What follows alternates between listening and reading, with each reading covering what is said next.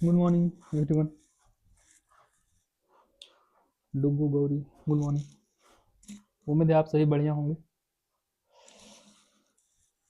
ठंड जरा ज़्यादा ही पड़ रही है आजकल। हम्म, अपना ध्यान रखो ठंडी के मौसम में। तो कल हमने पढ़ा था, जो हमने एंड किया था जिससे कि प्रोनाउन के केसेस होते हैं तीन, है ना। सब्जेक्टिव केस, पोसेसिव केस और ऑब्जेक्टिव केस। पढ़ने का कारण ये था कि जब हमने नाउन को सब्जेक्ट और ऑब्जेक्ट के रूप में रखा तो हमको पता चला कि वो दोनों के दोनों एक ही रूप में आ सकते हैं। सेंटेंस में अगर उनकी जगह चेंज भी होती है तो नाउन एज इट इज रह सकता है। बट जब बात किया हमने प्रोनाउन का, तो प्रोनाउन में ये वाली चीज़ थी क्या? प्रोनाउन में ये वाली चीज़ नहीं थी, है। प्रोनाउन में जब सब्जेक्ट आई है तो उसका ऑब्जेक्ट मी बन जाएगा। अगर सब्जेक्ट ही है तो उसका ऑब्जेक्ट हिम बन जाएगा, है कि नहीं। आज हम उसके आगे पढ़ने वाले हैं। आज हम लोग को पढ़ना है वर्ब। अब थोड़ा बहुत दिमाग में बात आती है कि आखिर ये हम लोग पढ़ क्यों रहे हैं, सब्जेक्ट ऑब्जेक्ट वर्ब वगैरह जो भी। तो हमने देखो स्टार्टिंग में देखा था कल कि एक सेंटेंस है, सेंटेंसेस के प्रकार हमने पहले ही खत्म कर लिया है। एक सेंटेंस है, उसमें अगर झाँक कर देखें तो उसमें एक सब्जेक्ट होता है और उसके अलावा जो होते हैं वो प्रिडिकेट होते हैं। तो जो प्रिडिकेट में एक भाग है तुम्हारा ऑब्जेक्ट, फिर उसमें तुम्हारा वर्ब है ना? उसमें तुम्हारा कॉम्प्लीमेंट है, अदर वर्ड्स है। तो उसको पहचानने के लिए हम लोग को पढ़ना पड़ेगा ना, हम लोग को पढ़ना पड़ेगा। तो सब्जेक्ट हमने पढ़ लिया। किसी सेंटेंस में वर्ब के पहले आएगा, काम करेगा, तो सब्जेक्ट है कि नहीं। नाउन और प्रोनाउन दोनों हो सकते हैं सब्जेक्ट में। ऑब्जेक्ट भी नाउन और प्रोनाउन दोनों हो सकते हैं। वर्ब के बाद आएगा और जिस पे काम होगा। ठीक है, यहाँ तक हमने पढ़ लिया था। प्रोनाउन को ऑब्जेक्ट में कैसे बदला जाए इस पे भी हमने चर्चा की थी। आज आते हैं वर्ब पर। ठीक है, एक रिकैप कर लिया हमने छोटा सा। आज आते हैं वर्ब पर। वर्ब देखिए, वर्ब सिंपल सा है। जब हम लोग डिटेल में पढ़ेंगे तो जाएंगे इसमें, इसमें भी जाएंगे डिटेल्स में। बट अभी जो एक थोड़ा सा नॉलेज होना चाहिए वर्ब के बारे में, वो ये कि अगर आसान भाषा में समझें तो ये एक एक्शन वर्ड है। एक्शन वर्ड बोले तो ये एक क्रिया शब्द है। उस शब्द को पढ़ने के बाद आपको पता चले कि कुछ काम हो रहा है। ठीक है, जैसे प्ले, प्ले मीन्स खेलना, तो खेलने का काम हो रहा है तो हम लोग बोल सकते हैं कि वो वर्ब है। ठीक है, फिर खाना, तो खाने का काम हो रहा है। हिंदी में जनरली हम लोग बोलते हैं कि जिस शब्द का लास्ट में ना हो उसको हम लोग क्रिया बोल देंगे, वर्ब बोल देंगे। तो एक पहचानने का आसान सा तरीका है। ठीक है, हाँ कभी कभी काम आती है ये तरीके भी। जब हम लोग वर्ब पढ़ेंगे तो जनरली हम लोग देखेंगे कि वर्ब आखिर है क्या, पूरी डिटेल्स में जाएंगे। अभी फिलहाल में पढ़ लीजिए इतना ही बस, बेसिक से नॉलेज हो जाना चाहिए। आते हैं, देखिए क्या है लिखा हुआ। It is an action word, ये एक क्रिया शब्द है। दैट शोज एक्शन और पोजीशन ऑफ ए सब्जेक्ट, जो एक कर्ता का क्रिया या फिर उसका जगह बताता है सेंटेंस में। हमने देखा था वर्ब भी तो बता रहा था ना कि सब्जेक्ट कहाँ है, ऑब्जेक्ट कहाँ है। यहाँ पे हम लोग सब्जेक्ट लेके चले कि वो सब्जेक्ट का काम भी बताएगा और उसका जगह भी बताएगा। ठीक है, क्या कर रहा है करता, ये बताएगा वर्ब। जैसे राम खेलता है, तो राम कर क्या रहा है, खेल रहा है। ये कौन बता रहा है, हमारा वर्ब बता रहा है। ठीक, और वो जगह भी बताएगा कि अगर वर्ब के पहले है तो वो सब्जेक्ट है, तो सब्जेक्ट का जगह और तुम्हारा जो क्रिया है वो बताएगा। तो अगर वो कर क्या रहा है, कौन सा काम कर रहा है, जो वाला। ठीक, एग्जाम्पल देखिए, जैसे प्ले, रीड, राइट, कुक, सी, एक्सेट्रा एक्सेट्रा। खाना, पकाना, खेलना, कूदना, नाचना, गाना इत्यादि। बहुत सारे एग्जाम्पल्स हो सकते हैं, आप अपने मन से कर लीजिएगा। एक और बार समझे क्या है वर्ब, क्रिया क्या है। Verb is a word that shows action. ठीक है, वर्ब एक शब्द है जो क्रिया दिखाता है या फिर पोजीशन दिखाता है, किसका, सब्जेक्ट का। ठीक, सब्जेक्ट का वो काम दिखाएगा, क्रिया दिखाएगा और जगह दिखाएगा एक सेंटेंस में। ठीक है, एक एक्शन वर्ड है ये। ठीक, क्रिया शब्द है, एक्शन जिसमें एक्शन हो, हलचल हो कुछ, इस तरीके से। जिसको जिसको हिंदी लिखना हो तो मैं जब हिंदी बोलता हूँ तो आप लोग हिंदी लिख लीजिएगा वहाँ भी, ठीक है। परिभाषाएं आप लोग लिख सकते हो। क्लियर है। अब देखिए, हम लोग जानते हैं, जैसे हमने पढ़ा वर्ब, ओके। अब आते हैं कि वर्ब के टाइप्स कितने हैं। There are 5 forms of verb, ठीक है। वर्ब के कितने रूप हैं? 5। क्लियर है। इसको ठीक है, मैं इसका लिस्ट दे देता हूँ। सिर्फ आप इतना जान लीजिए अभी फिलहाल में कि वर्ब के कितने रूप होते हैं? 5, ठीक। सपोज दैट मैंने एक एग्जांपल लिया, एग्जांपल लेते हैं प्ले। ये एग्जांपल लिया मैंने प्ले। प्ले मीन्स खेलना, ठीक। तो उसका जो बेस फॉर्म है उसको बोलते हैं V1। V1 को क्या बोलते हैं? Base form. तो प्ले उसका बेस फॉर्म हुआ। उसका सेकेंड रूप हो जाएगा वर्ब का, जिसको V2 बोलते हैं, वो हो जाएगा प्लेड, PLAYED। थर्ड फॉर्म भी प्लेड, PLAYED, सेम सेम। जो फोर्थ फॉर्म है उसमें हम लोग ING लगा देते हैं, तो प्ले से हो जाएगा प्लेइंग। V4 क्या हो जाएगा? प्ले का प्लेइंग। और जो फिफ्थ है तुम्हारा, जो फिफ्थ रूप है उसका, उसको उसमें हम लोग लगा देते हैं S या फिर ES।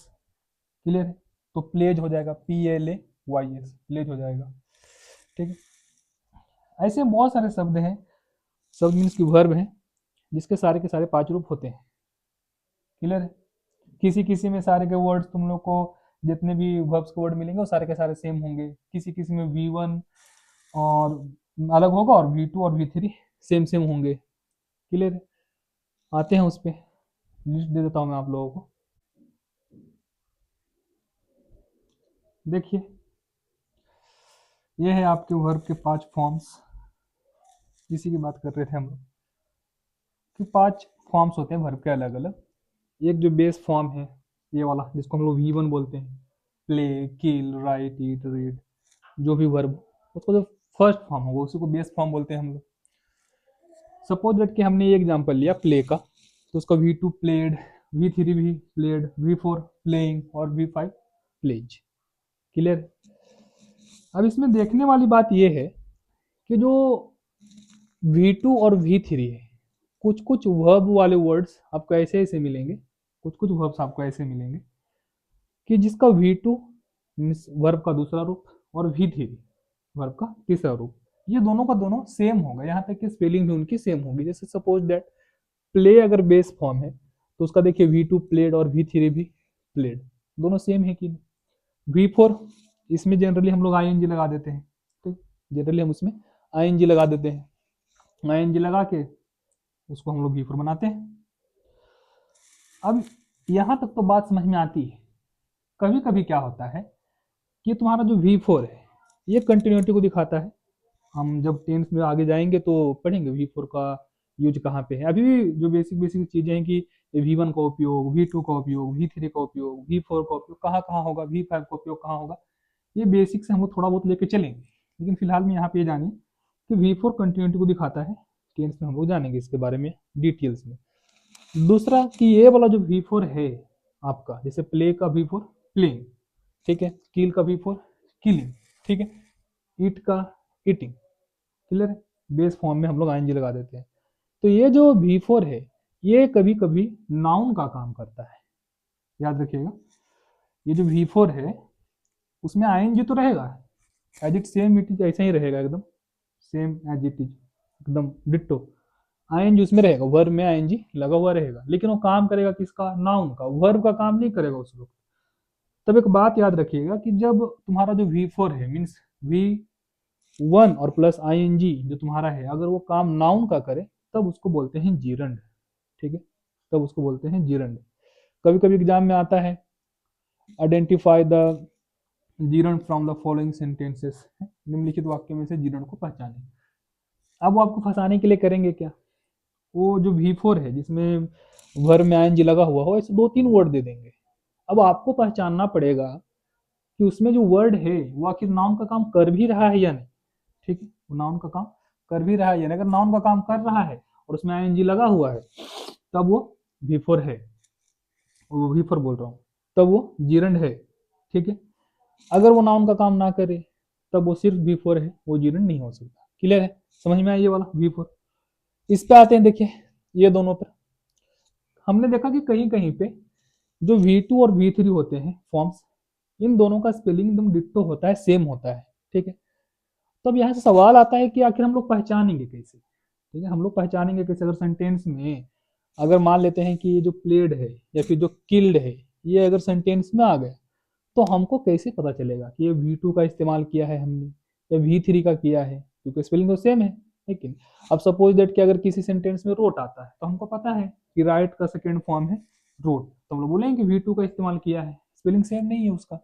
रिटर्न वर्ब का थर्ड फॉर्म है राइट के लिए, है कि नहीं? तो रिटर्न जैसे ही आएगा तो हम बोलेंगे V3 है, स्पेलिंग डिफरेंट है। ठीक है, लेकिन इसका क्या किया जाए? यहाँ पे भी देखिए कुछ कुछ तो ऐसे होते हैं जिनका तीनों फॉर्म ही सेम होता है। जैसे देखिए read read read, spelling same है कि नहीं? सेम सेम है स्पेलिंग। तो हम लोग पता कैसे करेंगे कि कौन सा सेंटेंस में V2 का इस्तेमाल हुआ है, कौन से सेंटेंस में V3 का इस्तेमाल हुआ है, या फिर वो V1 है? कुछ तो नियम होंगे इसके, छोटे छोटे से नियम हैं जिसको हम लोग जानेंगे, कि उससे हमको पता चलेगा कि आखिर ये जो कुछ क्या बोल सकते हैं उसको, पहचानने का एक तरीका बता सकते हैं। कुछ संकेत, संकेत बोल सकते हैं क्योंकि कुछ संकेत दिए रहेंगे, हम उससे पहचान जाएंगे कि V1 है या V2 है या V3 है। क्लियर है? ओके,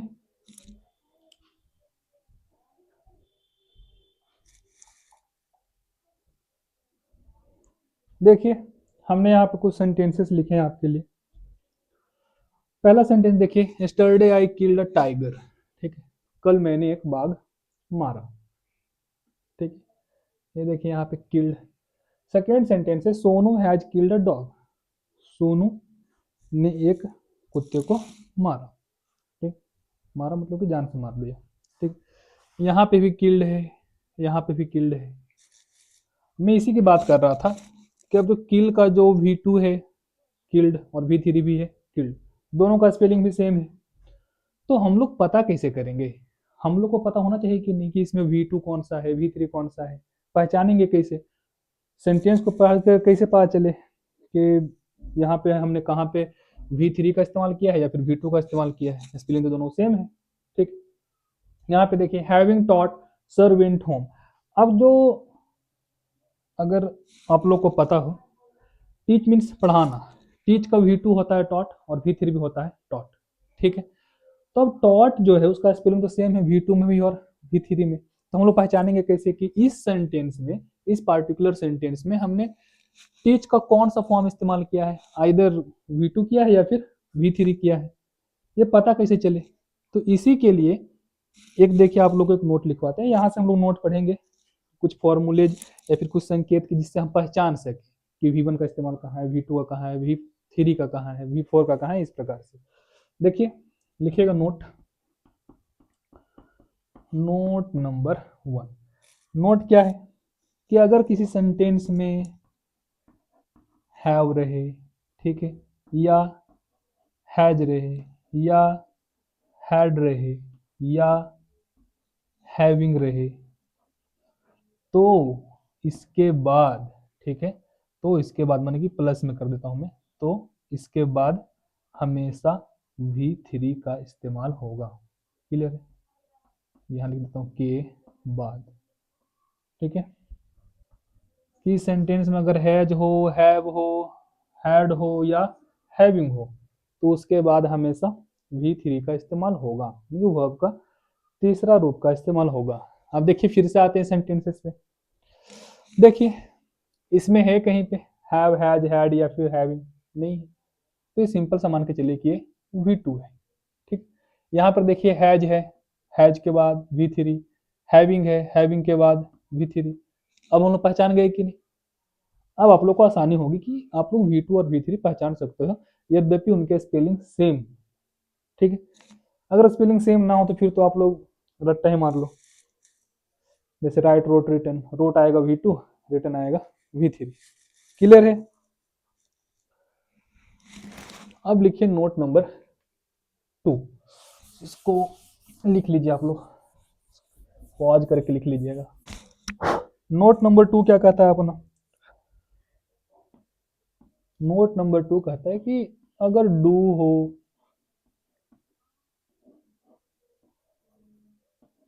डज हो या डिड हो, ठीक है, तो इसके बाद हमेशा V1 आता है, इसके बाद हमेशा V1 आता है, ठीक है, याद रखिएगा। डू हो, डज हो या फिर डिड हो, उसका बाद क्या आएगा? हमेशा V1। ये क्वेश्चन बनाइए।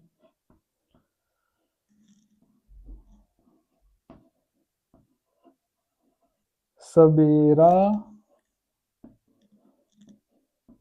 Did not help me yesterday, ठीक है। यहाँ पर लिखते हैं नो एरर। बनाइए इसको। कहाँ पे गलती है? पार्ट ए, पार्ट बी और ये पार्ट सी। डी में आपका नो एरर है, गलती ना है उसमें। बनाइए।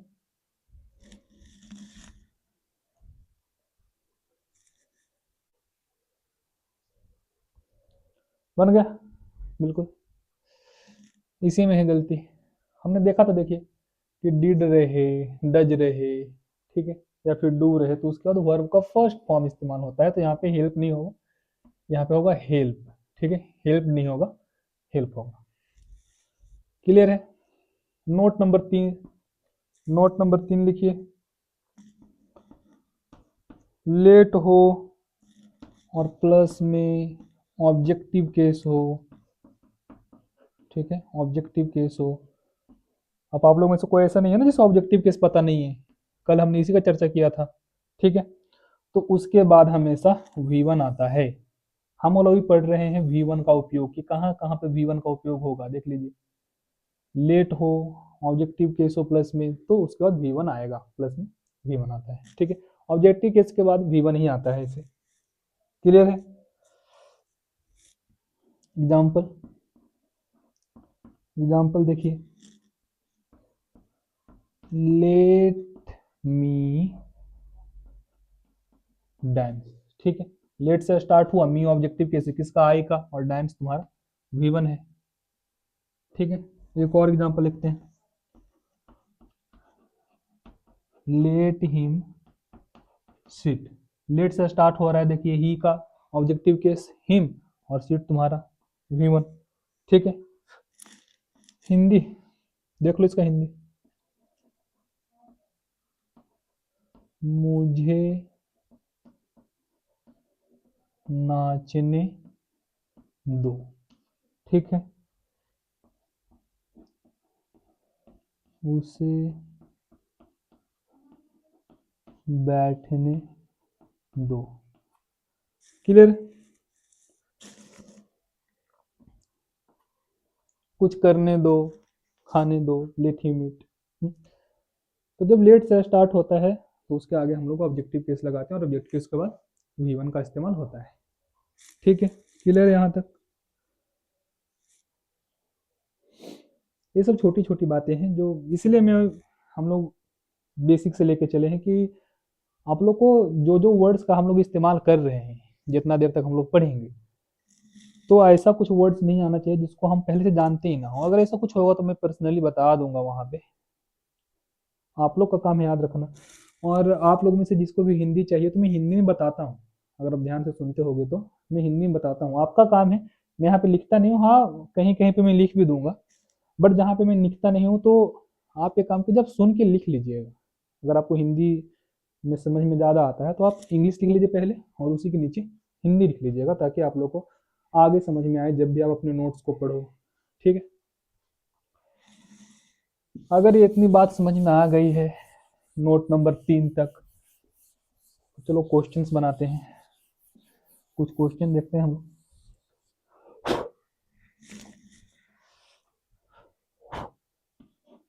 क्वेश्चन बनाइए। Let see,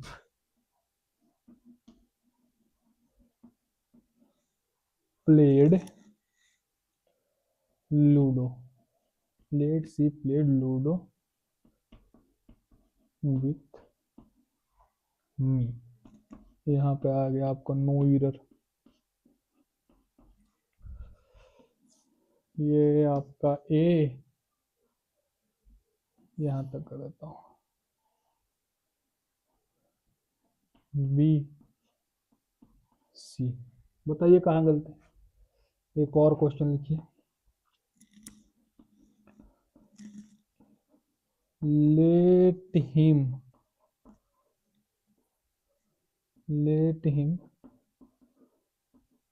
wrote a love letter, ठीक है, to her beloved, no error.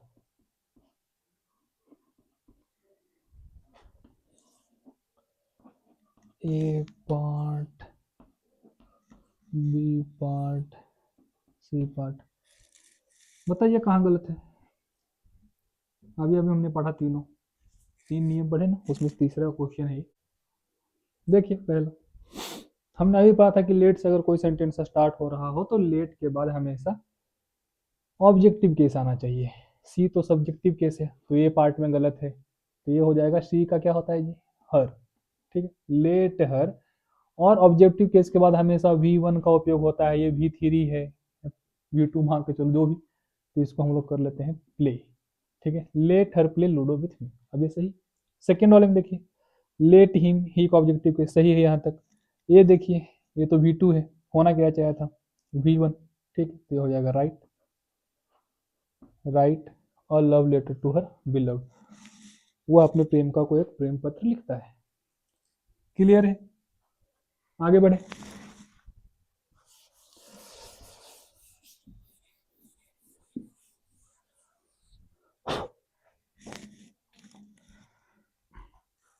आते हैं नोट नंबर 4 पे।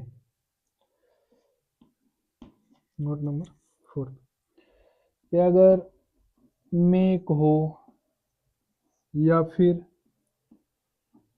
मेक्स हो या फिर मेड हो, ठीक है, तो इसके बाद ऑब्जेक्टिव केस, ऑब्जेक्टिव केस होता है। और जब ऑब्जेक्टिव केस होगा तो ऑब्जेक्टिव केस के बाद हमने अभी अभी देखा था कि उसके आगे हमेशा V1 रहता है। ठीक है, याद रहेगा, ऑब्जेक्टिव केस के बाद हमेशा V1 होता है। तो हमने एक और चीज देखा कि अगर मेक हो, मेक्स हो, मेड हो, तो उसके बाद ऑब्जेक्टिव केस होगा और प्लस में V1 होगा। ठीक है, ऑब्जेक्टिव केस प्लस V1 होगा। ठीक है, एग्जाम्पल देखिए। अब ये मेक, मेक्स, मेड जो है, इसमें एक अर्थ निकलता है कि कराता है, जैसे वह मुझे रुलाता है, ही मेक्स मी वीप, वह मुझे खिलाता है, ठीक है, वह मुझे नचाता है, इस प्रकार से कुछ कराता है का सेंस में। ठीक है, एग्जाम्पल देखिए, एक एग्जाम्पल लेते हैं, ही मेक्स मी वीप। ठीक है, ही मेक्स मी वीप, वह वह मुझे रुलाता है। ठीक है, वह मुझे रुलाता है, ही मेक्स मी। देखिए ही, इसका तो हमारा मेक्स आया, हमने ही देखा था मेक्स। मेक्स के बाद क्या आएगा जी, हमेशा ऑब्जेक्टिव केस, आई का ऑब्जेक्टिव केस मी, समझ रहे हो, आई का ऑब्जेक्टिव केस मी, और मी के बाद देखिए V1 विप। क्लियर है। अगर ये क्लियर है तो आप क्वेश्चन बनाइए। क्वेश्चन देता हूं मैं आपको,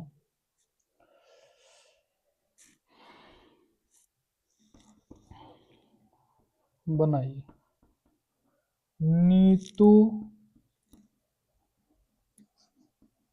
made I run on hot sand. ठीक है,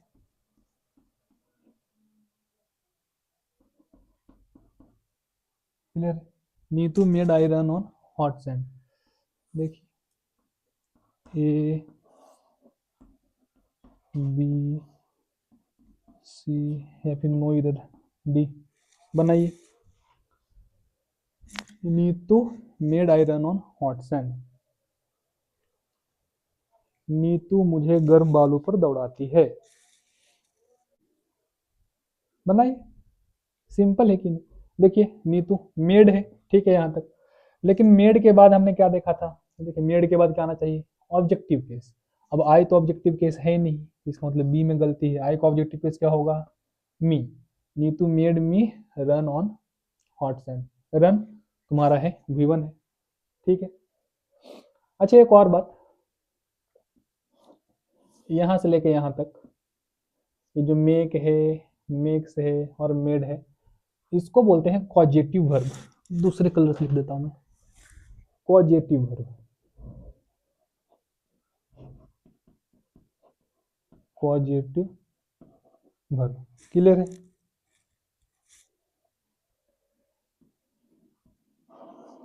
इसको बोल देते हैं कॉजेटिव वर्ब। कॉज मतलब कि कुछ करना, है कॉज सुना है ना आपने, इसमें देखो हम लोग करा ही तो रहे, कोई रुला रहा है, कोई दौड़ा रहा है, ठीक है, उसको पॉजिटिव बोलते हैं, मेक मेक्स मेड को, याद रखिएगा।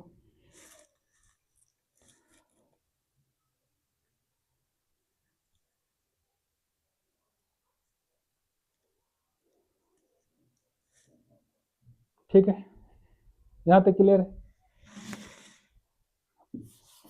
अब आते हैं अपना 5वें, note number 5।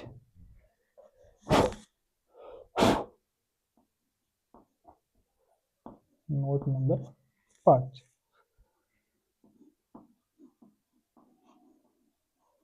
Model auxiliary verb. Model auxiliary verb अगर हो, ठीक है, तो उसके बाद हमेशा V1 आता है, ठीक है। मॉडल एक्जुलरी के बाद V1 आता है, याद रखिएगा।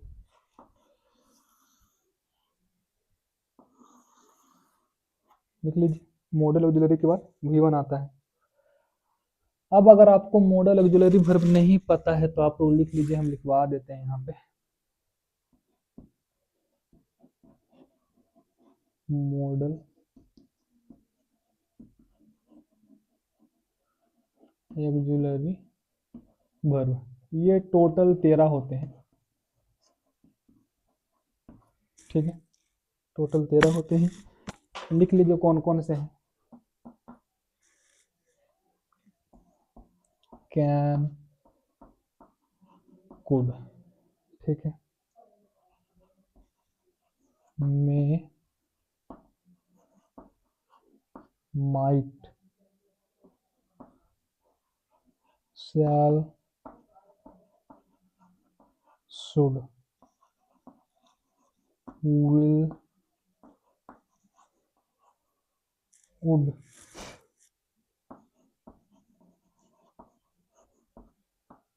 आउट टू, यूज टू, ठीक है, और डेयर नॉट, नीड नॉट, और एक होता है लास्ट में मस्ट, ठीक है। ये 6 और ये 6 12 और ये 13, लिख लीजिए, स्क्रीनशॉट ले लीजिएगा आप लोग। मैं हट जाता हूँ थोड़ा।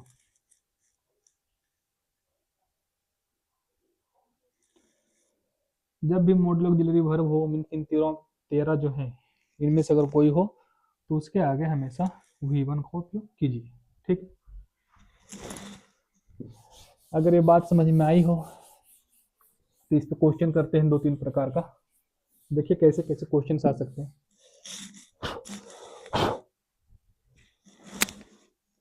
जो मेरे गुरुदेव ने मुझे बताया वही मैं आप लोग को बता रहा हूँ। आप लोग किसी और को बताइएगा। चलिए क्वेश्चन करते हैं।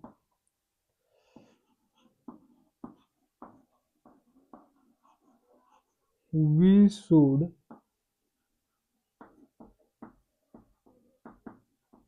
respected our parents as well as elders। ठीक है, no user.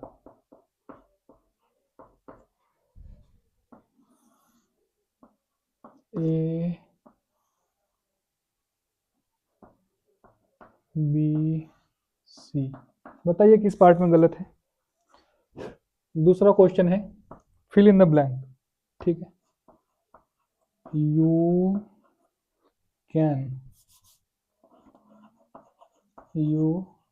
Can not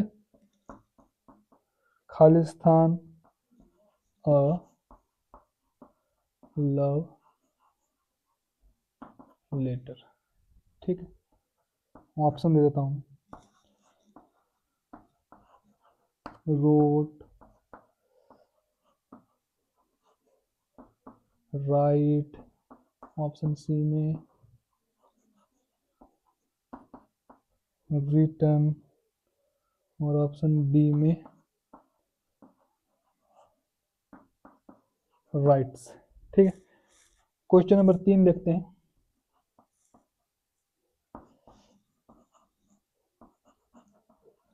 Rama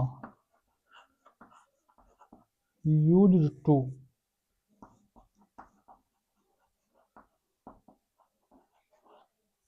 playing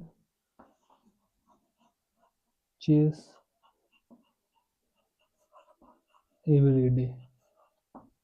ठीक है, इसमें बताना है जो अंडरलाइन वर्ड है उसके जगह पर अगर सेंटेंस गलत हो अंडरलाइन वर्ड से लेके, तो उस अंडरलाइन वर्ड के जगह पर क्या होना चाहिए। Option A to play, option 2 सिर्फ प्लेइंग, ऑप्शन 3 सिर्फ प्ले, ऑप्शन 4 प्लेज और ऑप्शन 5 नो वन, मतलब कि नन। ठीक है, बताइए बताइए, पहले वाले में इधर खोजना है आपको, ढूंढिए इधर।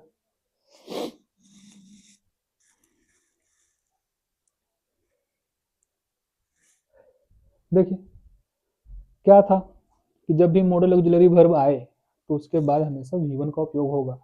शुड हमारा मॉडल ऑक्सिलरी वर्ब में था कि नहीं, उसके आगे V1 आना चाहिए था, लेकिन यहाँ पे V3 है, या फिर इसको V2 करिए आप, ये हो जाएगा रिस्पेक्ट, RESPECT।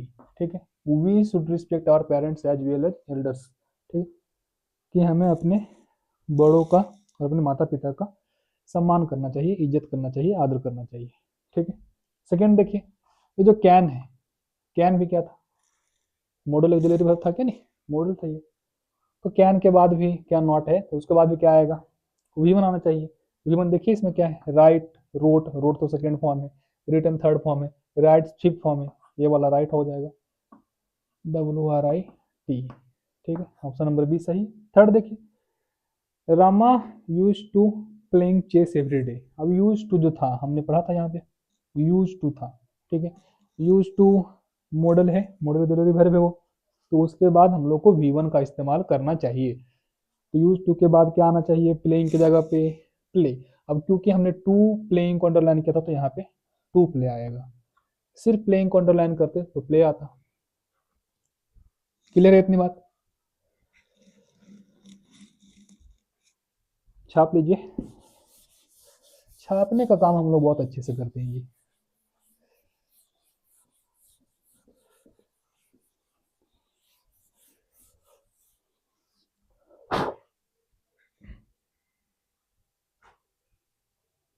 ठीक, अब आते हैं हम लोग रूल नंबर 6 पे। देखो, कुछ कुछ ऐसे वर्ब्स हैं, कुछ कुछ ऐसे फ्रेजेस हैं जिसके बाद हम लोग हमेशा वी फोर का ही इस्तेमाल करते हैं। ठीक है, कुछ कुछ ऐसे फ्रेजेस हैं जिसके बाद हम लोग हमेशा वी फोर का ही इस्तेमाल करते हैं। तो ऐसे कुछ कुछ एग्जाम्पल्स मैं दे देता हूँ, 4-5 एग्जाम्पल ऐसे हैं और भी हैं, लेकिन जो ज़्यादातर देखने के लिए मिलते हैं एग्जाम पॉइंट ऑफ व्यू से और बेसिक के, अगर बेसिक के मामले में हम लोग लेके चले तो 5-6 में दे देता हूँ आपको। उसके बाद हमेशा वी फोर का ही इस्तेमाल होगा। ठीक है, लिख लीजिए।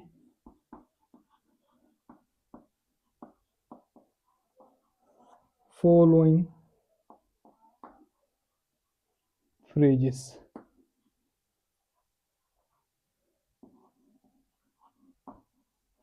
ठीक है, टेक्स,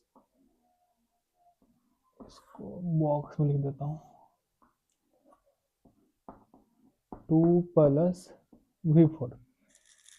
ये जो फ्रेजेस हैं जो आपको मैं नीचे दूंगा, ये अगर आपको कहीं भी दिख जाए तो ये उसके आगे हमेशा 2 + V4 का ही इस्तेमाल कीजिएगा। ठीक है,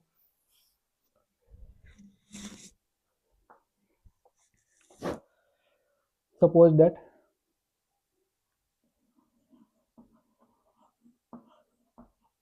यूज टू, ठीक, यूज टू के बाद V4,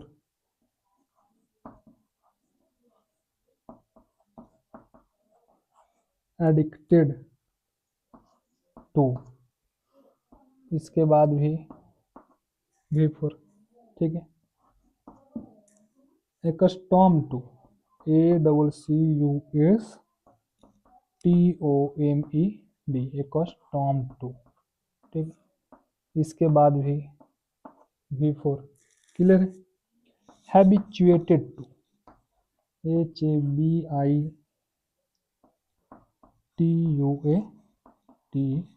हैबिचुएटेड टू। ये भी अगर रहेगा तो इसके बाद हमेशा V4। ठीक है, विथ अ व्यू टू, अगर विथ अ व्यू टू भी रहे तो इसके आगे V4 का इस्तेमाल होगा। और लुक फॉरवर्ड टू, ठीक है, लुक फॉरवर्ड टू, इसके बाद भी V4 का इस्तेमाल होगा। ये के बाद सब में कॉमन है।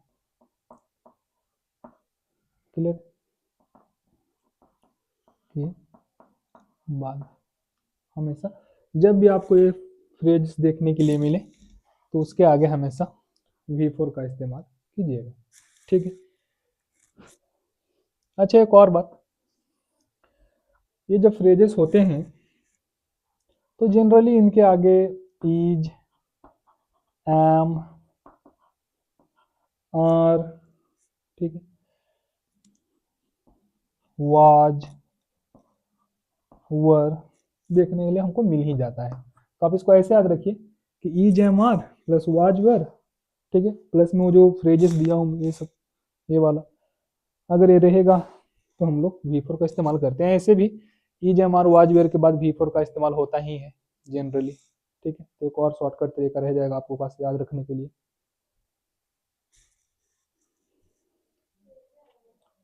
लिख लीजिए थर्ड वाला, कस्टम्ड टू मतलब होता है आदि। आदि मीन्स कि आप किसी चीज के अभ्यस्त हो चुके हो, कि वह तो आदि हो चुका है। नहीं बोलते हैं कि तुम मार खाने के आदि हो चुके हो, तो उस स्थिति में हम लोग एकस्टम्ड टू का इस्तेमाल करते हैं। ठीक है, someone has accustomed to something, किसी चीज का आदि हो जाना। ठीक है, हैबिचुएटेड टू मीन्स की आदत हो गई है, किसी परिस्थिति में रहने की आदत सी हो गई है, वो वाला। ठीक है,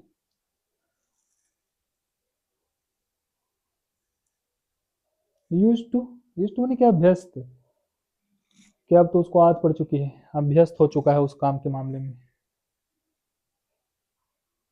थोड़ा बहुत मेहनत आप लोग भी कीजिए।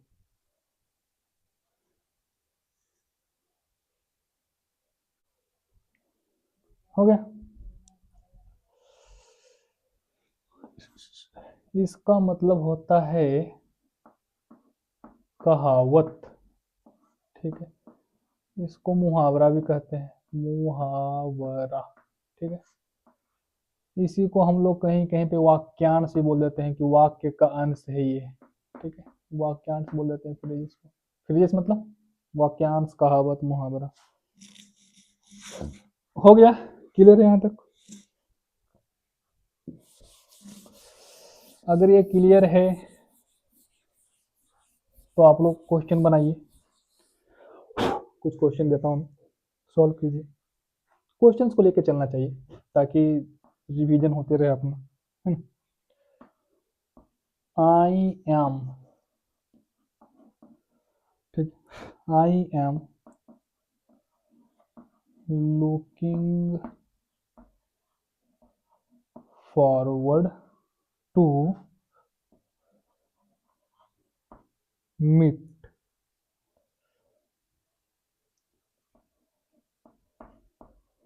एसएम सर, ठीक है, नो ईयर। अब एसएम का फुल फॉर्म कुछ भी हो सकता है, यहाँ पे मैं पर्सनली लेके चला हूँ संदीप महेश्वरी जी को। अच्छे आदमी हैं वो भी। अब इस समाज ने किसको ही छोड़ा है, समाज ने किसी को भी नहीं छोड़ा। आप चाहे कितने भी बुरे हो, कितने भी अच्छे हो, जो खराब बोलने वाला होगा आपको खराब ही बोलेगा। जो अच्छे बोलने वाले होंगे वो उस वक्त भी आपके साथ रहेंगे जिस वक्त कोई ना हो। तो उन लोगों का साथ कभी नहीं छोड़ना चाहिए जो आपके साथ हो हमेशा, जो आपके बारे में अच्छा सोचते हो। लेकिन आप लोग यूट्यूब पे सर्च कर सकते हो, संदीप महेश्वरी है चैनल, अच्छा है। क्लियर है? बताइए। देखिए, लुकिंग फॉरवर्ड टू, ठीक है। हमने देखा था कि जब ऐसा अगर कुछ हो तो उसके आगे वाला जो वर्ड है वो V4 होना चाहिए, यहाँ पर V1 है, तो ये मीट नहीं होगा, मीटिंग होगा, ठीक है। I am looking forward to meeting SM sir. Clear है? एक और क्वेश्चन बनाइए।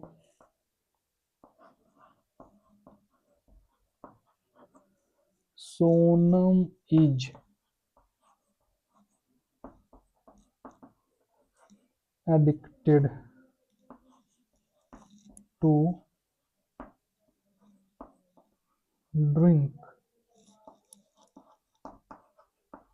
वाइन, ठीक। D, A, B, C. बनाइए।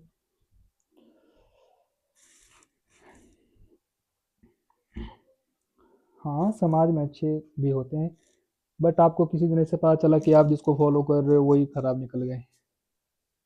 और मीन्स समाज की बात नहीं कर रहा हूँ, एट द नेशनल लेवल या फिर इंटरनेशनल लेवल, जो लाखों करोड़ों लोगों को इंस्पिरेशन है, अगर वही गलत कर रहे हो और सिर्फ आपको एहसास हो कि हमको उल्लू बनाया जा रहा था इतने दिन से, वो लोग अपनी मस्ती कर रहे थे और हम लोग पे नियम थोप रहे हैं, तो आपको समझ में आती है कि समय किसी के लिए रुकने उकने वाला है नहीं। तो जितना समय है उसमें अगर आप किसी को साथ रहना चाहते हो, किसी को चाहते हो, तो बस ठीक है, रह सकते हो आप, चाहे वो कोई भी हो।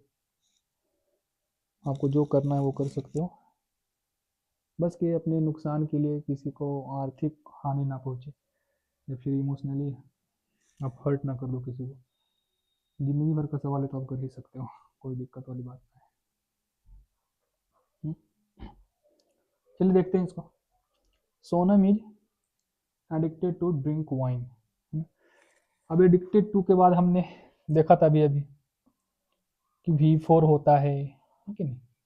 एडिक्टेड टू एक फ्रेज है जिसके बाद V4 होता है, तो V4 है तो ये ड्रिंक का क्या हो जाएगा, ड्रिंकिंग, ड्रिंक का ड्रिंकिंग, ठीक है। क्लियर है? आगे बढ़े।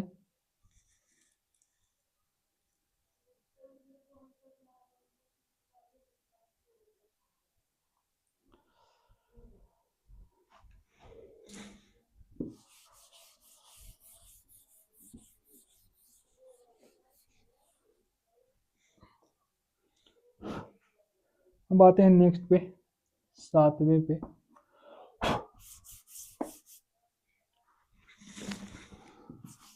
डस्टर से मिटता नहीं। रूल नंबर 7 पे आते हैं।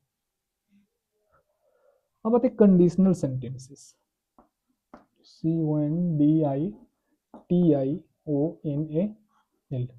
ठीक। Conditional sentences, clear. तो इसके साथ हम लोग इस्तेमाल करते हैं या तो V1 या फिर V5। ऐसे कंडीशनल सेंटेंसेस 3 प्रकार के होंगे, आएंगे उस पर भी आगे, लेकिन फिलहाल में हम उसकी बात कर रहे हैं जो इनडेफिनेट के हों, ठीक है। Means simple present, simple future, इसमें अगर कंडीशन हो तब हम लोग V1 या V5 का इस्तेमाल करते हैं, ठीक है। नियम क्या है, देखिए नियम सिंपल सा है कि अगर पहला सेंटेंस सिंपल फ्यूचर का हो, पहला सेंटेंस सिंपल फ्यूचर का हो और बीच में कंडीशन दिया हो, ठीक है, सिंपल फ्यूचर के बाद अगर कंडीशन दिया हो तो इसके बाद वाला सेंटेंस तुम्हारा सिंपल प्रेजेंट में रहेगा हमेशा, क्लियर है। याद रखिएगा इस बात को, अगर पहला सेंटेंस सिंपल फ्यूचर में हो, दूसरा उसके बाद कंडीशन हो, तो उसका जो अगला सेंटेंस हो कंडीशन के बाद वाला वो सिंपल प्रेजेंट में रहेगा। कभी कभी उल्टा भी हो जाता है, ठीक है। उल्टा मीन्स कैसे नहीं उल्टा, कंडीशन जो है कंडीशन के बाद हमेशा सिंपल प्रेजेंट ही रहेगा। हाँ वो अलग बात है कि सिंपल प्रेजेंट के बाद तुम्हारा सिंपल फ्यूचर आ सकता है, लेकिन कंडीशन के बाद हमेशा सिंपल प्रेजेंट ही रहेगा, इस बात को याद रखिएगा, ठीक है। इसका स्ट्रक्चर लिख लीजिए। सिंपल फ्यूचर का स्ट्रक्चर लिखिए, सब्जेक्ट प्लस शैल या विल, ठीक है, प्लस V1 और प्लस ऑब्जेक्ट, ओके। अब यहाँ पे देखो कंडीशन है, तो कंडीशन में जो आपके कंडीशनल वर्ड्स हैं वो आपका इफ हो सकता है, व्हेन हो सकता है, अनलेस हो सकता है, अनटिल हो सकता है। इसके बाद अभी तो कंडीशनल वर्ड्स है, यहाँ तक जो है ये कंडीशन है, कंडीशनल वर्ड्स यही सब का इस्तेमाल करेंगे हम लोग। उसका सिंपल प्रेजेंट का स्ट्रक्चर लिख लीजिए, सब्जेक्ट प्लस V1 या V5 और प्लस में ऑब्जेक्ट, क्लियर है।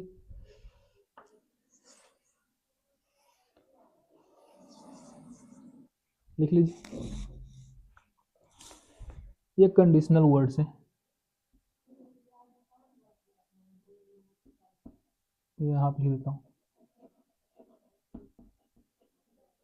ये कंडीशनल वर्ड्स हैं। इन्हीं वर्ड्स का इस्तेमाल करके हम लोग कंडीशन लगाएंगे सेंटेंस में, ठीक है। लिख लीजिए, फिर हम लोग एग्जाम्पल लिखेंगे, उसका क्वेश्चन करेंगे।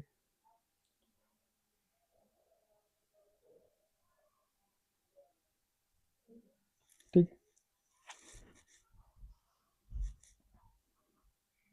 बता दी इसको, कुछ रहने देता हूँ, कोई क्वेश्चन कर लीजिए पहले। क्वेश्चन कीजिए, आई शैल डांस, ठीक है, I shall dance if you will sing a song, no इधर, बताइए नो इधर है क्या इसमें, या फिर कहीं गलती है, ए बी और ये सी, बताइए गलत है इसमें कुछ, अगर है तो कहाँ है।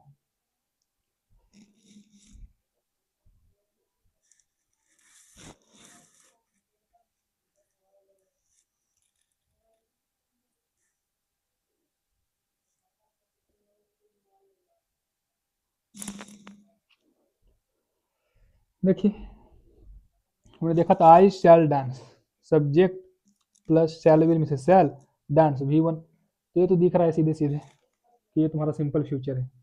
उसका ये देखिए इफ ये तुम्हारा कंडीशनल वर्ड है कि नहीं, ये तुम्हारा कंडीशनल वर्ड है इफ, और कंडीशनल वर्ड जहाँ पे इस्तेमाल होगा उसके बाद तुम्हारा सिंपल प्रेजेंट आना चाहिए, ये हमारा नियम कहता है। और जैसे ही सिंपल प्रेजेंट आएगा तो सब्जेक्ट, तो यहाँ पे विल नहीं होना चाहिए, ये तो फ्यूचर में इस्तेमाल होता है, तो सिंपल प्रेजेंट कहाँ से आ गया, तो विल यहाँ पे नहीं होगा। ठीक है, तो विल को वहां से हटा दीजिए, क्या हो जाएगा, I shall dance if you sing a song, मैं नाचूंगा अगर तुम गाओगे। ठीक है, जब हम लोग टेंस पढ़ेंगे और उसमें भी प्रेजेंट इंडेफिनिट पढ़ेंगे तो उसमें का एक नियम है, एक नियम आता है प्रेजेंट इंडेफिनिट का, कि जब कोई काम इंस्टेंट फ्यूचर का हो, इंस्टेंट फ्यूचर मीन्स थोड़ी देर के बाद वो हो जाएगा, ठीक है, नज़दीकी भविष्य का हो, ठीक, तब उसको हम लोग फ्यूचर में ना रख के प्रेजेंट में रखते हैं। तो अब ये सिंपल सा कंडीशन था कि नहीं, कि मैं नाचूंगा लेकिन कब, जब तुम गाओगे, है ना, मैं नाचूंगा जब तुम गाओगे, तो इंस्टेंट फ्यूचर है, इसलिए हमने इसको प्रेजेंट में रखा था। क्लियर, इंस्टेंट फ्यूचर है ना, मैं नाचूंगा अगर तुम गाओगे, कंडीशन सिंपल सा है कि तुरंत गाओ मैं तुरंत नाचता हूँ, इंस्टेंट फ्यूचर। ठीक है, ये क्वेश्चन और कीजिए, इस बार उसको उल्टा करके देता हूँ। जैसे बताया था ना कि अगर कंडीशन, अगर मैंने कंडीशन ही पहले ला दिया, मैंने सिंपल फ्यूचर को अगर मैंने पहले नहीं लिखा, तो अगर कंडीशन को, जो कंडीशनल वर्ड्स हैं इफ व्हेन अनलेस अनटिल, इसमें से कुछ में से मीन्स इनमें से कुछ कोई भी एक वर्ड उसको मैंने अगर पहले लिख दिया कंडीशनल वर्ड को, ठीक, तो हमेशा याद रखिए कि कंडीशनल वर्ड के आगे हमेशा सिंपल प्रेजेंट ही आता है। ठीक है, बस उसी चीज को हम लोग यहाँ पे कर रहे हैं। देखिए, when you will come, when you will come here, ठीक है, I shall give you a pen, I shall give you a pen, no इधर देखिए कहाँ पे गलती है, A B C, कि जब तुम यहाँ पे आओगे तो मैं तुम्हें कलम दूंगा। ठीक है,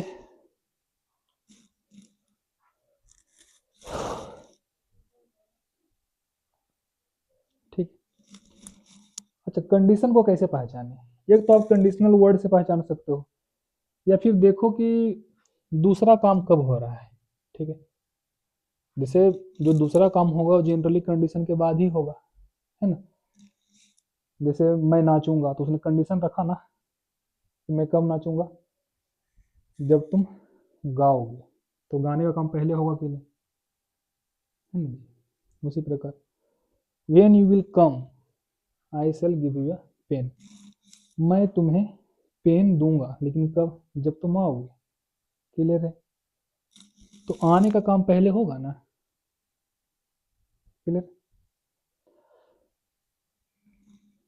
देखिए यहाँ पे जो कंडीशनल वर्ड है वो कौन सा है, व्हेन, जब, ठीक है, कि जब तुम आओगे तब तुम्हें मैं कलम दूंगा।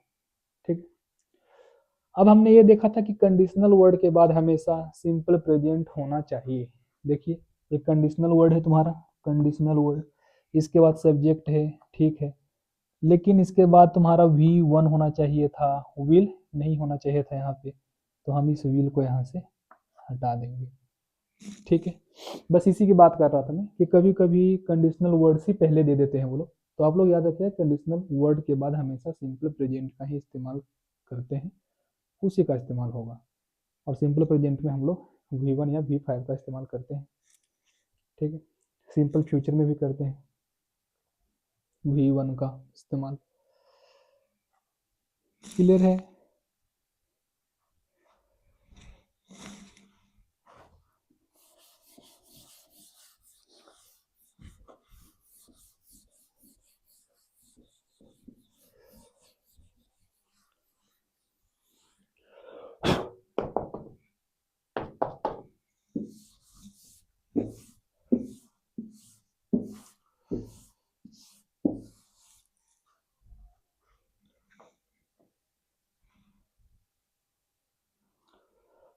अब देखिए नियम आठवां, अगर आई विश रहे, आई विश रहे या आई विश रहे या इट इज हाई टाइम रहे, आई विश रहे या इट इज हाई टाइम रहे, तो इन दोनों के बाद का जो तुम्हारा स्ट्रक्चर होगा वो होगा सब्जेक्ट प्लस V2, ठीक है, या फिर वर या फिर हैड। क्लियर है? और प्लस में नाउन के बाद यहाँ लिख देता हूँ, के बाद आई विश रहे, इट इज हाई टाइम रहे, तो उसके बाद सब्जेक्ट प्लस V2 या फिर वर या फिर हैड और प्लस में नाउन होगा, ठीक। उतार लीजिए इसको, सब्जेक्ट प्लस V2 रहेगा या फिर वर रहेगा या फिर हैड रहेगा और नाउन होगा। क्लियर है? क्वेश्चन बनाइए इसी के ऊपर। सपोज डॉट के क्वेश्चन दिया, it is high time, it is high time I had gone to America. बताइए कहाँ है गलती, बताइए कहाँ गलती है। दूसरा क्वेश्चन लिखिए,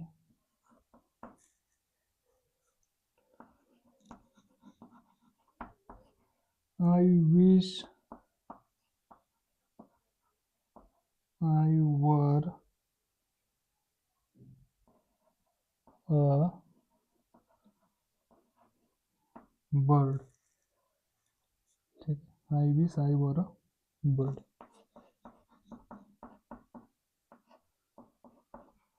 इसमें कहाँ गलती है, ए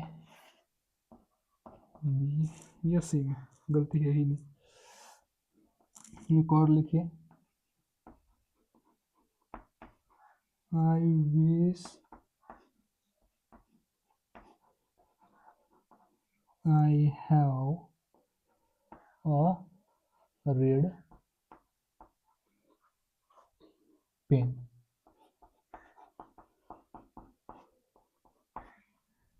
ठीक है, ए बी सी, बताइए कहाँ कहाँ गलती।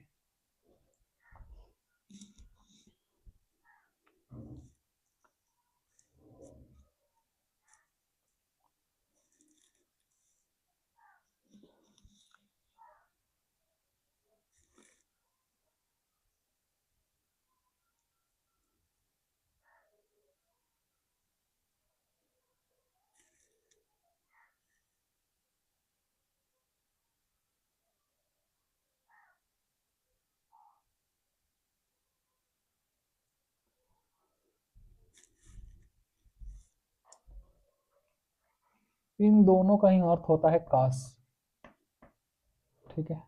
आई विश या फिर इट इज हाई टाइम, दोनों का अर्थ होता है काश। देखिए पहला सेंटेंस में, it is high time I had gone to America, काश मैं अमेरिका गया होता, ठीक है। अब देखिए हमने देखा था कि इट इज हाई टाइम के बाद सब्जेक्ट होगा, सब्जेक्ट हमारा आई है, उसके बाद या तो V2 होगा, वर होगा, हैड होगा, प्लस में नाउन होगा। नाउन है हमें यहाँ पे अमेरिका। इतने पार्ट में कंफ्यूजन है, बी पार्ट में गलती है, देखिए कैसे। ये गॉन आपका V3 है, गॉन आपका V3 है, हैड के साथ आया, सही है, लेकिन हम लोग को तो V3 का इस्तेमाल करना ही नहीं है, हम लोग को इस्तेमाल करना है V2 का, है कि नहीं। तो यहाँ पे क्योंकि गॉन आया है इसलिए हैड आया है ना जी। V3 बिना हैड के आ नहीं सकता था यहाँ पे, तो हम लोग हैड गॉन को हटा के क्या कर देंगे, वेंट। ठीक है, हैड गॉन को हटा के क्या कर देंगे, went. It is high time I went to America. दूसरा देखिए, आई wish I were a bird. देखिए आई विश सब्जेक्ट, उसके बाद वर आया है, ए बर्ड नाउन है तुम्हारा, ये सही है, ये सेंटेंस सही है, नो इधर, क्लियर है। ऐसे भी कुछ ऐसा सेंटेंस होता है ना कि काश में ये होता है? काश में प्राइम मिनिस्टर होता, काश में बिल्ली होता। देखिए third sentence, I wish I have a red pen, ये हम बना दिया मैंने पहले से। हैव की जगह पे क्या होगा, हैड। ठीक, हैव का कोई चर्चा ही नहीं था हमारे सेंटेंस में, ठीक, नहीं था ना, हैड, क्लियर है। अब आते हैं रूल नंबर 9 पे। रूल नंबर 9 क्या कहता है जी, रहने दे क्या, रहने दे, चलिए इसको खत्म ही कर लेते हैं। देखिए रूल नंबर 9 क्या है, पोसेसिव एडजेक्टिव, ठीक है, उसके बाद V4 या जीरन का इस्तेमाल होगा, क्लियर है। पोसेसिव एडजेक्टिव पढ़ा था ना हमने उस दिन, 1 सेकेंड,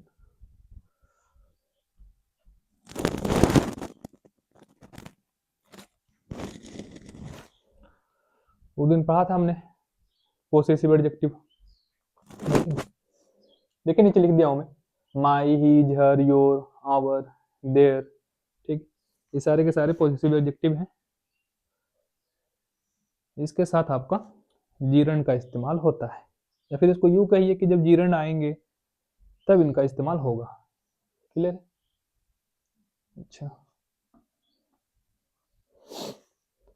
अब इसका मतलब ये नहीं है कि सिर्फ जीरन का ही इस्तेमाल होगा इसके आगे, जो पोसेसिव एडजेक्टिव होंगे उनके आगे सिर्फ जीरन का ही इस्तेमाल होगा, ऐसा नहीं है। आपको समझना पड़ेगा कि आखिर जीरन है क्या, जीरन क्या है। जीरंड एक प्रकार का वर्ब है जो आईएनजी के साथ होता है ना, लेकिन वो कंटिन्यूटी को नहीं दिखाता, वो नाउन दिखाता है। जब एक वर्ब जिसमें आईएनजी लगा हुआ हो और वो एक नाउन का काम करे तब उसको क्या बोलते हैं, जीरंड, ठीक है। तो जब आपका वर्ब एज ए नाउन काम करेगा तब पोसेसिव एडजेक्टिव का इस्तेमाल होता है, ठीक है।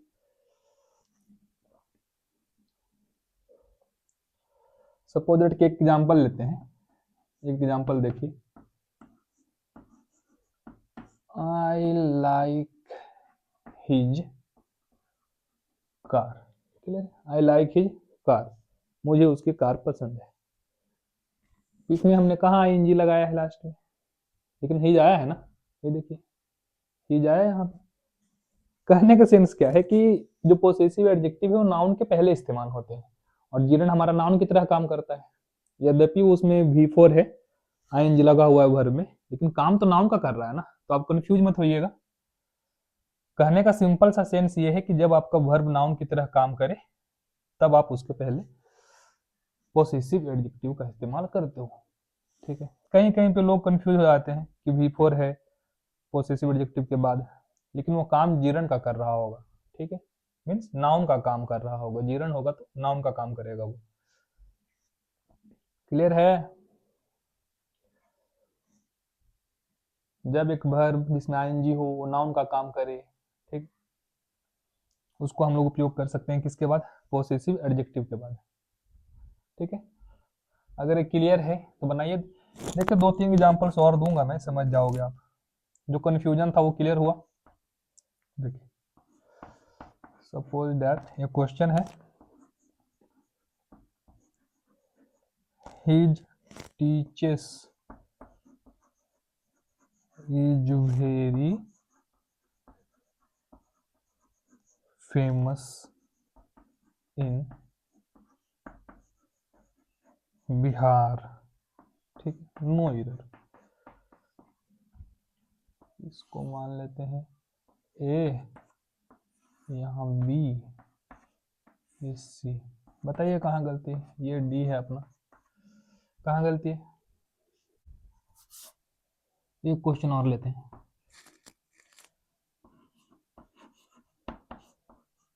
I like her dance from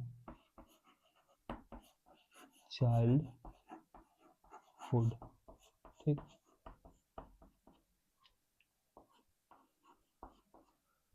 बनाइए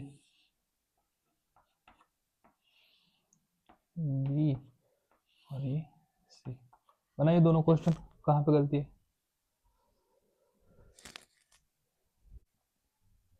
देखिए पहले में क्या है, हमने देखा था कि जब पोसेसिव एडजेक्टिव रहेगा तो उसके बाद जिरंड का इस्तेमाल होगा, ठीक है।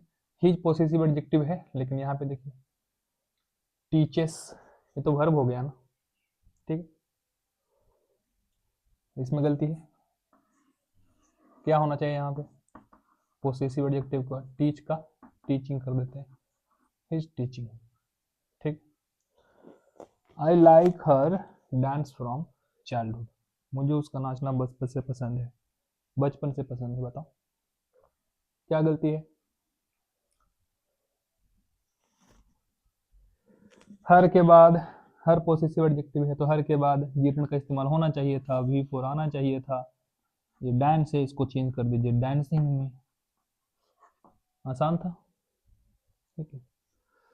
चलिए थोड़ा बहुत जानते हैं हम लोग आगे कि आखिर आप लोग जीरण को पहचानोगे कैसे? कैसे पता चलेगा कि कोई जिसमें वर्ब में आईएनजी लगा हुआ है वो जीरण का काम कर भी रहा है या नहीं? तो जीरण तो उसी को बोलेंगे ना जो नाउन का काम करेगा। तो आपको कैसे पता चलेगा कि वो नाउन का काम कर रहा है नहीं कर रहा है? कुछ तो तरीका होना चाहिए ना, है क्या?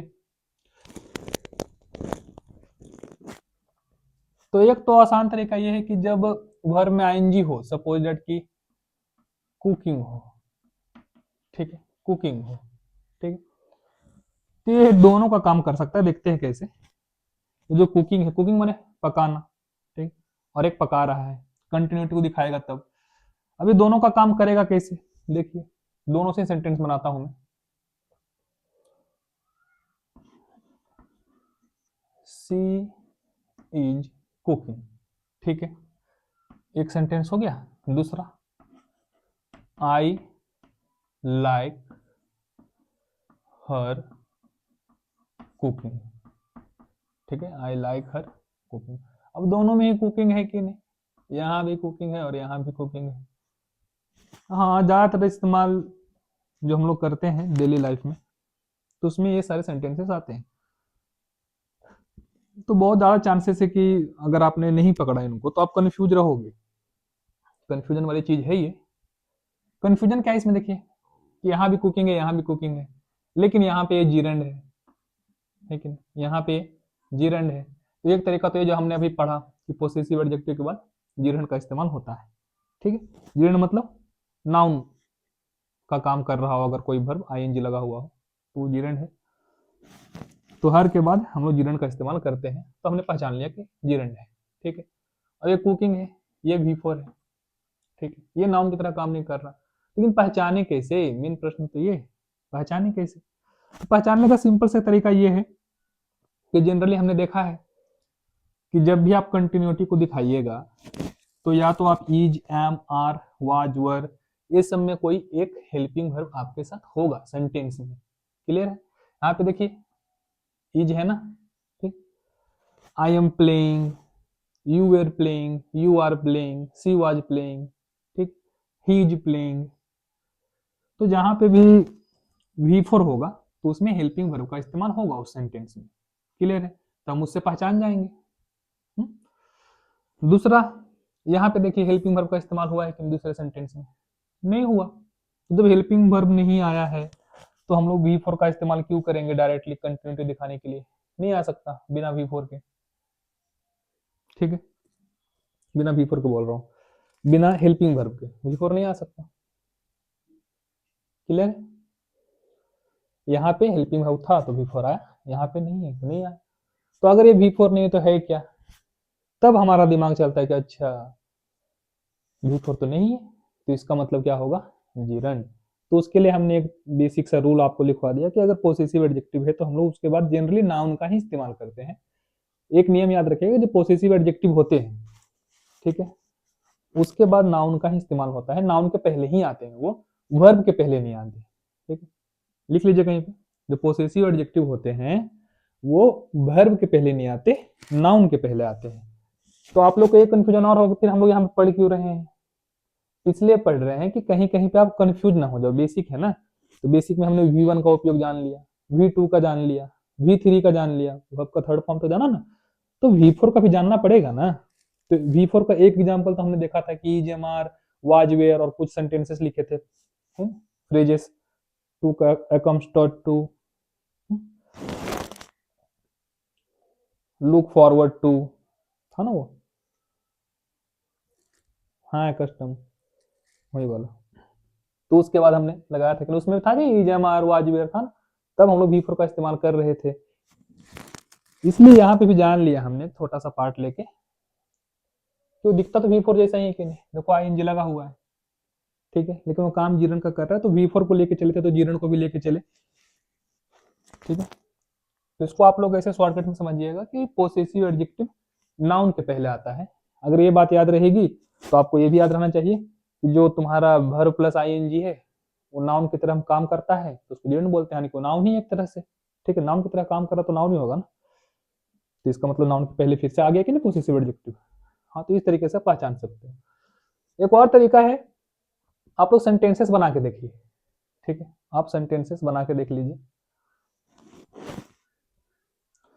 जैसे इसको हटा देते हैं, अगर यहाँ पे लिखते आई लाइक हर और हर के बाद लिखते कार, मुझे उसकी कार पसंद है। ठीक है, तो कार क्या है? नाउन है ना। आई लाइक हर रूम, मुझे उसका कमरा पसंद है, तो रूम क्या है? नाउन है। ठीक है, और यहाँ पे देखिए कुकिंग, तो कुकिंग वर्ब कैसे हो सकता है? कुकिंग में क्या होगा? नाउन। ठीक है, और क्योंकि उसमें ING लगा है तो वो जीरंड है। चलिए काफी चर्चा कर लिए इस पे, आते हैं अगले नियम पर। ठीक, अगला जो तुम्हारा नोट है, नोट नंबर 10, ये आखिरी है आज के लिए, कि अगर किसी सेंटेंस में स्टॉप हो, डिनाई हो, प्रोहिबिट हो,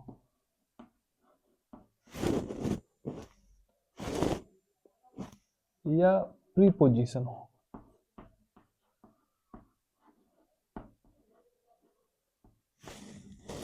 ठीक, प्रीपोजिशन हो, तो उसके बाद V4 मतलब कि जीरंड, जीरंड वाला V4, ठीक है, का इस्तेमाल होगा।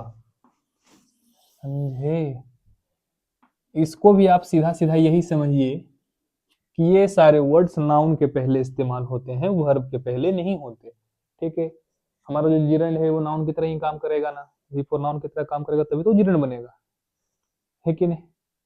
ये सारे वर्ड्स भी हैं जो नाउन के पहले इस्तेमाल होते हैं, और यहाँ पे जो V4 है वो नाउन का ही काम कर रहा होगा, तभी तो उसको जीरंड बोले। क्लियर है? सेम सेम है दोनों चीजें, बस वहां पे पोसेसिव एडजेक्टिव था, यहाँ पे कुछ और वर्ड्स लिख दिए हैं मैंने, ये भी नाउन के पहले आएगा। हम इसको लिख देते हैं के बाद, इसके बाद आता है अपना नाउन। ठीक है, क्वेश्चन बनाइए अगर ये समझ में आया तो। He scolded me for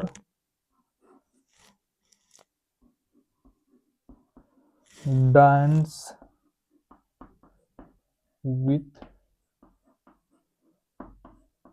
Monika, ठीक है, नो इधर।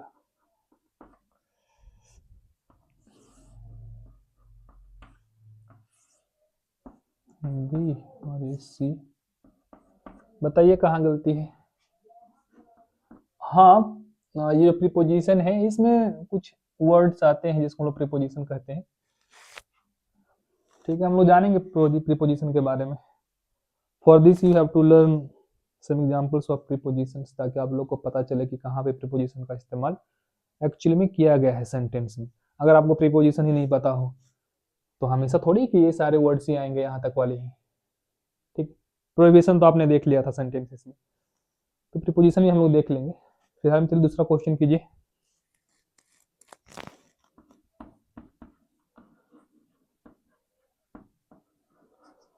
He denied cook food for me yesterday, ठीक है, नो एरर। उसने कल मेरे लिए खाना बनाने से मना कर दिया, बताइए कहाँ गलती है, बी और ये सी, बताइए दोनों में कहाँ गलती है।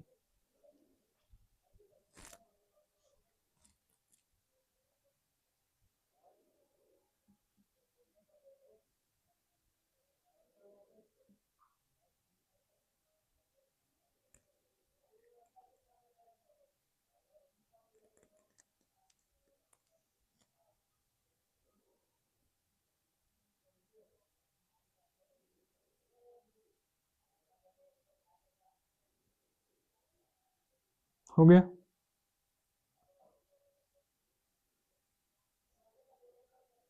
उम्मीद है कि आप लोगों ने सब सही बनाया होगा।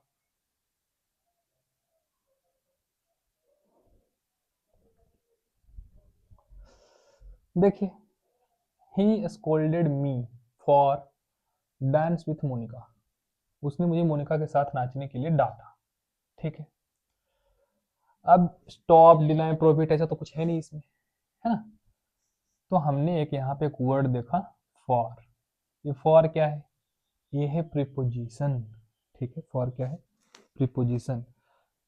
प्रीपोजिशन को अगर आपको शॉर्ट में समझना है तो आप ये समझिए कि वो रिलेशन दिखाता है नाउन, प्रोनाउन या फिर अदर वर्ड्स के साथ, ठीक है। नाउन हो, प्रोनाउन हो, कोई फ्रेज हो तो उसका उसी सेंटेंस में किसी अदर वर्ड के साथ वो रिलेशन दिखाएगा, शॉर्टकट में ही। स्थिति भी दिखाता है वो, टेबल के ऊपर, है कि नहीं, पुल के नीचे, पुल के ऊपर, ऐसे वाला। तो जो के ऊपर है, के नीचे है, सारे के सारे क्या है, प्रीपोजिशन है। तो हमने देखा था कि प्रीपोजिशन के बाद क्या आना चाहिए था, जीर्ण, ठीक है। जीर्ण आना चाहिए था, तो वी फोर आना चाहिए था जो नाउन का काम करे, लेकिन यहाँ तो ये वी वन है, तो इसी में गलती है। ये डांस ना हो के क्या हो जाएगा, डांसिंग, ठीक है, ये डांसिंग हो जाएगा। दूसरा देखिए, ही denied cook food for me yesterday, उसने कल मेरे लिए खाना बनाने से मना कर दिया। अब इसमें तो साफ साफ पता चल रहा है डिनाइड आया है, ठीक है। डिनाई मैंने मना करना, डिनाई, डिनाइड, ठीक है, उसने मना कर दिया उसको खाना बनाने की, तो डिनाइड के बाद क्या आना चाहिए था, जीरण आना चाहिए था, लेकिन यहाँ पे जीरण नहीं है, तो इसको जीरण में बदल दीजिए, वो हो जाएगा cooking. He denied cooking food for me yesterday.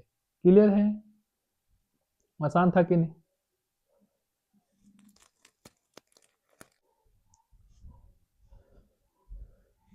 एक दो क्वेश्चन और देता हूं आपको, इससे नहीं होगा वो हमने दो तीन जो नियम पढ़े हैं पीछे उससे देता हूं, आप लोग सॉल्व कीजिए उसको, ठीक है। देखिए क्वेश्चन क्या है,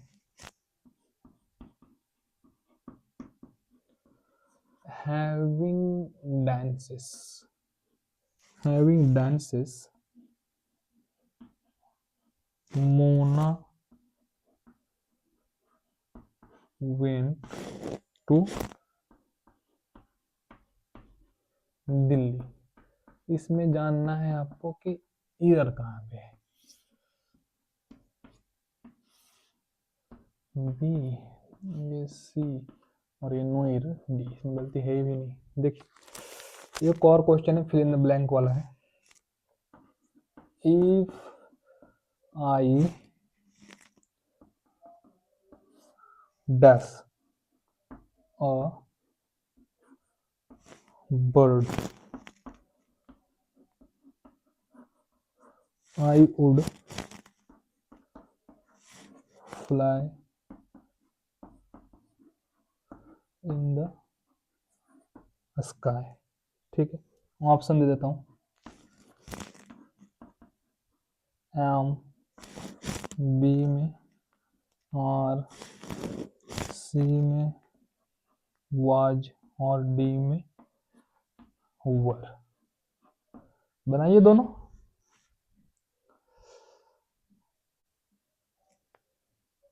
चलिए बन गया। देखिए हमने देखा था कल कि अगर किसी सेंटेंस में हैज हो, हैव हो, हैड हो या फिर हैविंग हो, तब उसके आगे V3 का इस्तेमाल होता है। ठीक है, तो यहाँ पे हैविंग है कि नहीं, यहाँ पे हैविंग है, तो हैविंग के बाद ये तो V5 है, होना क्या चाहिए था V3, तो इसको डांस कर लीजिए। Having dance Mona went to Delhi. ठीक है, नाच कर वह दिल्ली चली गई।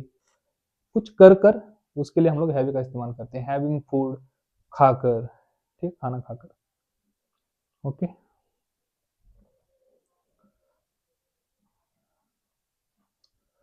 हैविंग प्लेड, खेल कर। क्लियर है। दूसरा देखिए, if I dot dot dot a bird I would fly in the sky. ये भी कंडीशन है कि अगर मैं, ठीक, पंछी होता तो आकाश में उड़ता। पढ़ेंगे इसके बारे में जब टेंस में समझाएंगे, टेंसेस में तो जानेंगे हम लोग कंडीशनल सेंटेंसेस के बारे में, वो बेसिक था। ठीक है, देखो हमने जाना था इसके बारे में कि जब हम लोग कुछ इमेजिन करते हैं कि ऐसा अगर होता, अगर मैं कुछ होता, मैं डॉक्टर होता, पंछी होता, चिड़िया होता, ठीक है, डायनासोर होता, तो उस स्थिति में आई के साथ हम लोग वर का इस्तेमाल करते हैं। डी नंबर सही है। ठीक है, if I were a bird, अगर मैं पंछी होता, क्लियर है, कुछ होने की स्थिति में हम लोग उसमें वर का ही इस्तेमाल करते हैं। याद रखिएगा इस बात को।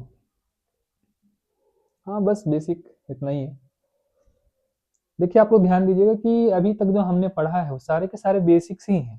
ठीक है, ऐसा नहीं है कि मैंने फुल डिटेल हमने पढ़ लिया, ये बस बेसिक्स मीन्स इसको ऐसे समझिए कि उनके लिए है जिनको थोड़ा बहुत इंटरेस्ट आना चाहिए।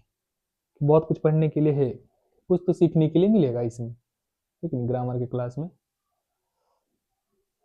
ताकि आगे जाके जब ये सारी चीज़ें आए तो थोड़ा सा अपनापन लगे कि हाँ पहले से कहीं तो देखा हुआ है। ज़्यादा ऐसा नहीं लगे कि कुछ अचानक से मीन्स 10 हाथ वाला ही आ गया है कुछ तो है। ऐसा नहीं लगना चाहिए। उसके लिए ही है कि बेसिक बेसिक सी बातें हैं कि अगर इतना भी नॉलेज रहेगा तो बहुत सारे क्वेश्चन से जो बेसिक हमने किया ना उससे सॉल्व हो जाएंगे।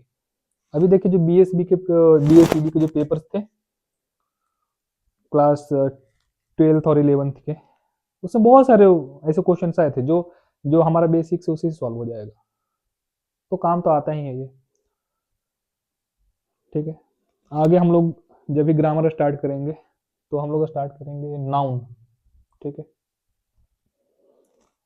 नाउन को जानेंगे डिटेल्स में। देखो बहुत सा को ऐसा मीन्स अंदर से ऐसा लगता है कि क्या ही अब हम लोग 9th 10th में चले गए, 11th में चले गए हैं और नाउन पढ़ रहे हैं, तो ऐसा नहीं है। नाउन में बहुत कुछ जानने के लिए, बस शर्त यह है कि आपके अंदर सीखने की जो उत्सुकता है वो कम नहीं होनी चाहिए, सीखते रहना है। ठीक, चलिए ठीक है, आज के लिए बस करते हैं, मिलते हैं अगले क्लास में। जब तक के लिए बाय बाय, टेक केयर, जय हिंद।